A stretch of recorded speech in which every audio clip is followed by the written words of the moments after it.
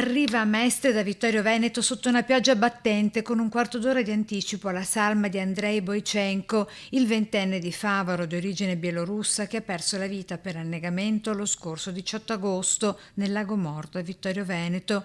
Un centinaio ad attenderlo, fuori come dentro la piccola chiesetta ortodossa della Natività della Madre di Dio.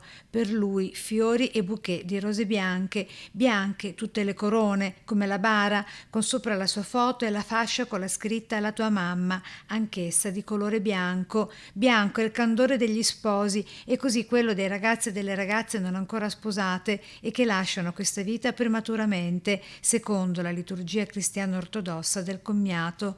In chiesa, alla messa, rigorosamente cantata dal Pope, tutti, parenti, amici e conoscenti, sono vestiti di nero, come Alessandro, il fratello di 18 anni di Andrei, e la sua mamma, Aliona. Commovente e forte il ricordo tra le lacrime del figlio. Diceva sempre: mamma, non preoccuparti che ci sono io. Ero un ragazzo d'oro, sempre pronto a aiutare le persone che vedevano difficoltà. Metteva entusiasmo a tutto quello che faceva. Ha iniziato a lavorare molto presto e subito si è distinto per l'impegno e la serietà. Era molto orgoglioso di quello che faceva e adorava la vita.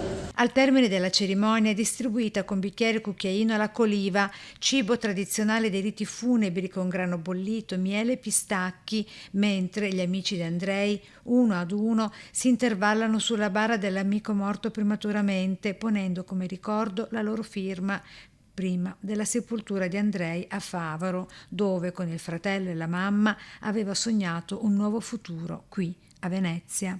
Ricordiamo Andrei per tutte le sue grandi qualità e apprezziamo il tempo che abbiamo passato con lui.